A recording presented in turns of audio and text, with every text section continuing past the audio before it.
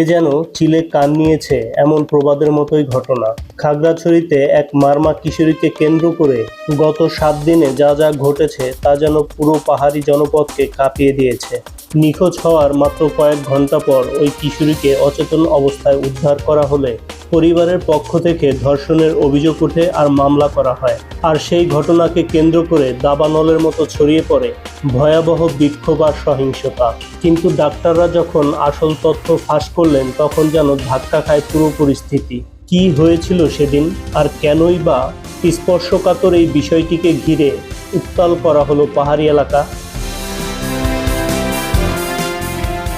জানা গিয়েছে ঘটনাটি গত 23 সেপ্টেম্বরের।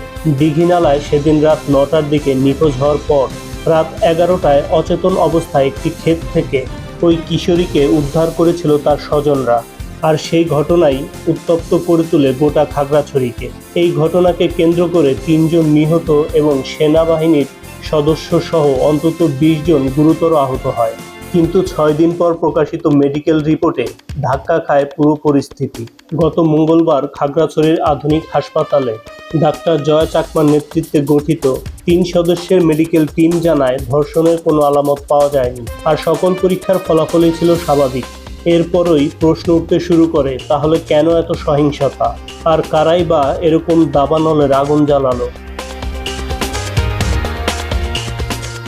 সম্প্রতি ওই কিশোরী ও তার পরিবার প্রথমবারের মতো এক গণমাধ্যমে মুখ খোলেন। আর তাতেই জানা গেছে ফেরার পথে অজ্ঞাত কেউ তাকে ইট মেরে হামলার পর তিনি অচেতন হয়ে গিয়েছিলেন, কিন্তু তিনি কিছুই মনে করতে পারছিলেন না। আর পরিবার ধর্ষণ সন্দেহে মামলা করে বলে জানা গেছে।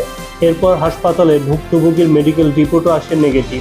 অনেকের মতে ধর্ষণের মতো জঘন্য অপরাধকে সামাজিক মানবিক ইস্যু থেকে টেনে আনা হয়েছে রাজনৈতিক ও কৌশলগত ইস্যুতে। স্থানীয় গোষ্ঠীগুলোর মধ্যে বিভাজন তৈরি, সেনাবাহিনীর ভাবমূর্তিকে প্রশ্নবিদ্ধ করা এবং রাষ্ট্রীয় কর্তৃত্বকে দুর্বল করার চেষ্টা এখানে স্পষ্টভাবে দেখা যাচ্ছে বলে জানা গেছে। স্থানীয়দের অভিযোগ, সামাজিক যোগাযোগ মাধ্যমে এই ধর্ষণের ঘটনাকে ছড়িয়ে দিতে নির্দিষ্ট নেটওয়ার্ক সক্রিয় ছিল, যাদের উদ্দেশ্য ছিল সাধারণ মানুষের আবেগকে উস্কে দেয়া এবং পুরো পাহাড়ি জনপদকে উত্তেজনার আগুনে ঠেলে দেওয়া। এর ফলে সবচেয়ে বেশি ক্ষতিগ্রস্ত হচ্ছে সাধারণ পাহাড়ি মানুষ, যারা নিরাপত্তাহীনতার মধ্যে দিন কাটাচ্ছে। আইনশৃঙ্খলা রক্ষাকারী বাহিনী জানিয়েছে, অপরাধের বিরুদ্ধে মামলার তদন্তের আগেই পরিস্থিতিকে উত্তপ্ত করার চেষ্টাই প্রমাণ করে দিয়েছে যে সত্য মিথ্যার যাচাই না করেই ধর্ষণের মতো স্পর্শকাতর ইস্যুকে হাতিয়ার করে পাহাড়ে অশান্তি তৈরি করা। যদিও এখন পুরো খাগড়াছড়ি ধীরে ধীরে স্বাভাবিক হয়ে উঠেছে। অবরোধ প্রত্যাহারের পর যান চলাচলও স্বাভাবিক হয়েছে, দোকানপাটও খুলেছে, মানুষের মধ্যেও ফিরে এসেছে স্বস্তির নিঃশ্বাস। কিন্তু এমন ইস্যু যেন আর কখনো প্রাণঘাতী সহিংসতায় রূপ না নেয় তা নিশ্চিত করতে সকলের সজাগ দৃষ্টি এবং সক্রিয় পদক্ষেপ অপরিহার্য। পাহাড়ের শান্তি ফেরানোর এই দায়িত্ব শুধু প্রশাসনেরই নয়, বরং আমাদের সকলের। আপন আহমেদ, বাংলা বার্তা।